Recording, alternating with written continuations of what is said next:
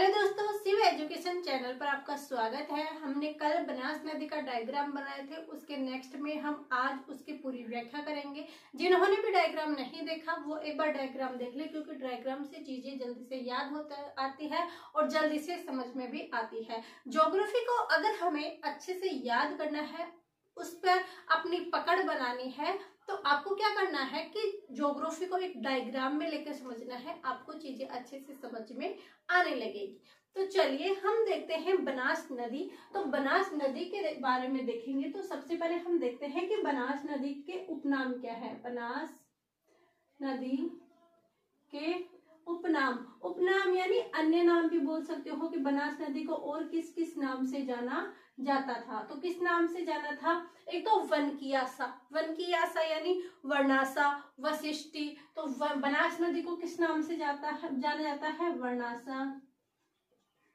और किस नाम से जाना जाता है? वन की आशा के नाम से जाना जाता है। चलो ये देख लियो बनास नदी के बारे में। इसके बाद और क्या चीजें हैं कि हम बनास नदी के बारे में क्या देखेंगे, तो और देखेंगे हम इसका उद्गम। तो बनास नदी का जो उद्गम है, क्या बनास कहते कि बनास नदी का उद्गम कहाँ से होता है। तो कल डायग्राम में भी हमने लिखा था कि बनास नदी का उद्गम खमनोर की पहाड़ी राजसमंद से होता है। तो इसका उद्गम कहाँ से होगा? खमनोर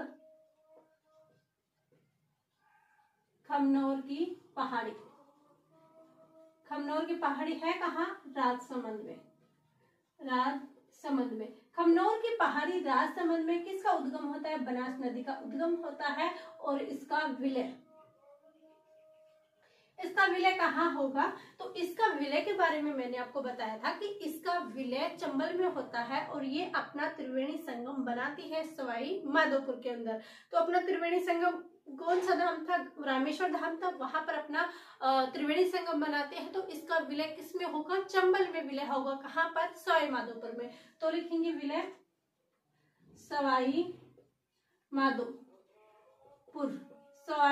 माधोपुर में चंबल नदी में विलय, यानी सवाई माधोपुर के अंदर इसका विलय कहाँ पर होगा? इसका विलय चंबल नदी पर होगा। किस में? चंबल नदी पर होगा। किसका विलय होगा? बनास नदी का। तो बनास नदी का अगर विलय पूछे तो कहाँ पर होगा? चंबल नदी में और सवाई माधोपुर के अंदर इसका विलय होगा। अब इसके बाद हम देखते हैं कि जो ये बनास नदी है, इसके बहाव के जिले कौन से हैं? क्या बहाव के जिले कौन कौन से हैं? तो बहाव के जिले के अंदर हम कौन कौन से देखें? एक तो सवाई माधोपुर आ गया कि इसमें विलय होता है। दूसरा एक हमने देखा चित्तौड़गढ़, एक हमने क्या देखा? चित्तौड़गढ़। एक ये कहाँ से निकलती है? खमनोर की पहाड़ी राजसमंद से निकलती है, तो एक राजसमंद जिला आ गया। दूसरा चित्तौड़ से आती है बिजराल की पहाड़ी, हमने देखा तो वह कहाँ पर है? चित्तौड़ में है। तो इसका प्रभाव क्षेत्र कहाँ पर होगा? चित्तौड़ में होगा। इसका विलय सवाई माधोपुर में होता है, तो सवाई माधोपुर में होगा। इसके अलावा भीलवाड़ा के अंदर, शाहपुरा में, केकड़ी, ब्यावर, तो क्या है? इनके बहाव के जिले हैं। क्या है? इनके बहाव के जिले हैं। तो हम क्या लिखेंगे? राजसमंद के बाद में चित्तौड़, राजसमंद से प्रभावित होती है, चित्तौड़ के अंदर जाती है, और भीलवाड़ा, शाहपुरा, केकड़ी,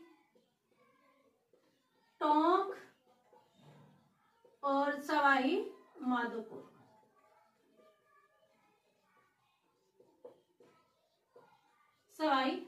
में राजसमंद, चित्तौड़, भीलवाड़ा, शाहपुरा, केकड़ी, टोंक और सवाई माधोपुर में क्या है? इसके बहाव के जिले हैं। ये अपना बहाव लेके जाती है। कौन सी नदी? बनास नदी। और इस बनास नदी पर क्या है? बनास नदी पर बहुत सारे बांध स्थित हैं। तो बनास नदी पर हम बांध देखेंगे कि इस पर कौन कौन से बांध है, यानी इस पर कौन कौन से बांध स्थित है।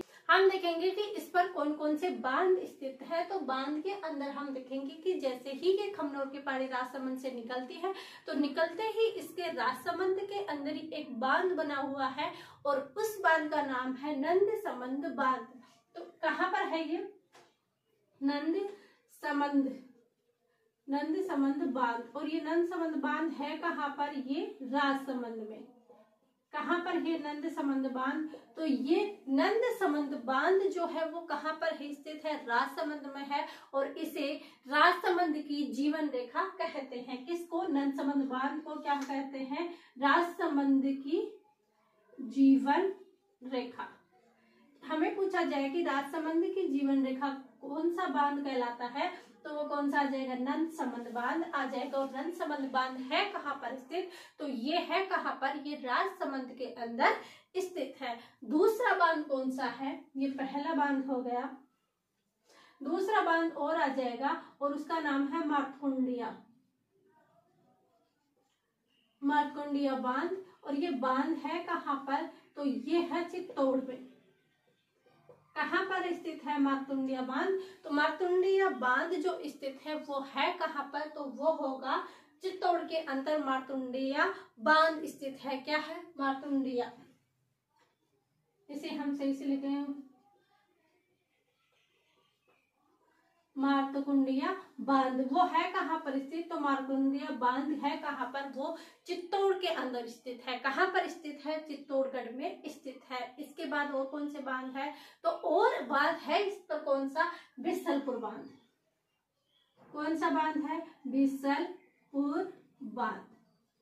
बिसलपुर बांध। अब ये है कहाँ बिसलपुर बांध और इसकी स्थापना कब हुई थी और ये कैसा बांध है? यानी हमने गंभीरी नदी पर जो बांध पढ़ा था उसमें कहा था कि एकमात्र है जो मिट्टी से बना हुआ है, और उसी टाइम मैंने आपको कहा था कि एकमात्र ये बांध है जो कंक्रीट से निर्मित बांध है। लेकिन ये है कहाँ पर स्थित? तो इसका भाग आधा। तो ये है कहाँ? टोडा रायसिंह।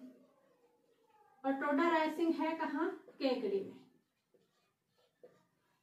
बिसलपुर बांध टोडा रायसिंह केकड़ी में स्थान पर स्थित है। और अगर इसके निर्माण की बात की जाए तो इसका निर्माण कब हुआ था?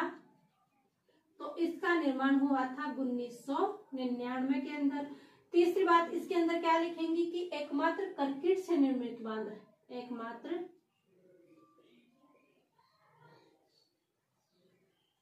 कंक्रीट यानी कंकर जो होते हैं कंक्रीट से निर्मित बांध, जो कंकर होते हैं कंक्रीट से निर्मित बांध, कंक्रीट से निर्मित बांध है। कौन सा बांध है? बिसलपुर बांध है, जो क्या है कि कंक्रीट से निर्मित बांध है। दूसरा क्या है कि राज्य की सबसे बड़ी पेयजल परियोजना है, तो वो कौन सी है? बिसलपुर बांध। राज्य की सबसे बड़ी पेयजल परियोजना है। कैसी परियोजना है? पेयजल परियोजना कौन से बांध से होती है? बिसलपुर बांध से होती है। पेयजल परियोजना के अंदर कौन सा बांध सबसे बड़ा है? तो सबसे बड़ा कौन सा है? बिसलपुर बांध बना हुआ है। और यहाँ पर क्या बना हुआ है? रंगीन मछलियों का एक्वेरियम भी बना हुआ है। दूसरा क्या देखेंगे कि यहाँ पर रंगीन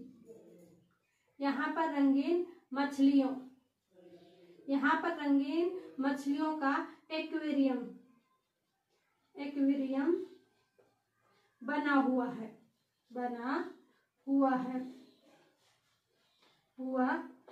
तो ये किसके बारे में देखा? ये हमने किसके बारे में देखा?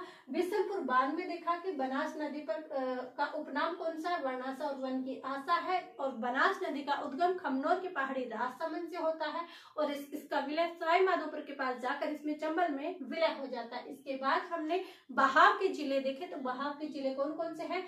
राजसमंद है, चित्तौड़ है, भीलवाड़ा है, शाहपुरा, केकड़ी, टोंक और सवाई माधोपुर। कौन कौन से हैं?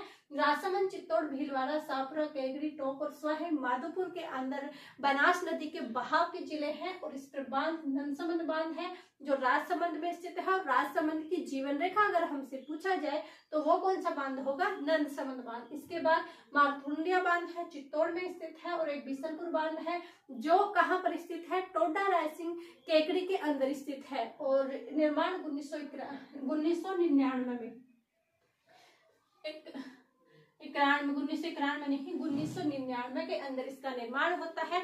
और एकमात्र है जो कंक्रीट से निर्मित है। राज्य की सबसे बड़ी पेयजल परियोजना है और यहाँ पर रंगीन मछलियों का एक्वेरियम भी बना हुआ है। और कौन सा बांध है, तो एक आ जाएगा ईसरदा बांध, ईसरदा बांध। और ये ईसरदा बांध है कहाँ पर, तो ये है सवाई माधोपुर में। ये है कहाँ पर स्थित, तो ये सवाई माधोपुर में है। तो ईसरदा बांध कहाँ पर स्थित है, तो ईसरदा बांध है कहाँ पर स्थित, तो ये सवाई माधोपुर में स्थित है। ये हमने देखी बनास नदी। कौन सी देखी, बनास नदी। और इस पर कौन कौन से बांध है, ये भी चीजें हमने इसमें देखी है। दोबारा से एक बार क्विकली रिवीजन कीजिए कि इस पर बांध कितने बने हुए, 4। बाकी नदियों पर भी जो बांध बने हुए उन्हें भी हम देखेंगे कि कौन कौन से बांध बने हुए हैं, कौन कौन से त्रिवेणी संगम स्थित है। तो बनास नदी का उद्गम, बनास नदी का उपनाम वर्णास, वन की आशा, वन की गंगा भी कहा जाता है। इसका उद्गम खमनों के पानी राजसमंद से होता है। इसका विलय सवाई माधोपुर चंबल नदी में इसका विलय हो जाता है। बहाव के जिले राजसमंद, चित्तौड़, भीलवाड़ा, सापुरा और केकड़ी, टोंक और सवाई माधोपुर। बांध ननसमंद बांध राजसमंद में है, जो राजसमंद की जीवन रेखा कहलाता है। मातुंड बांध है, बिशनपुर बांध है। और कौन सा बांध है, ईसरदा बांध है। वो कहाँ पर स्थित है, सवाई माधोपुर के अंदर स्थित है। ये हमने बनास नदी के इम्पोर्टेंट चीज थी, उनके बारे में थे, वो चीजें देखे।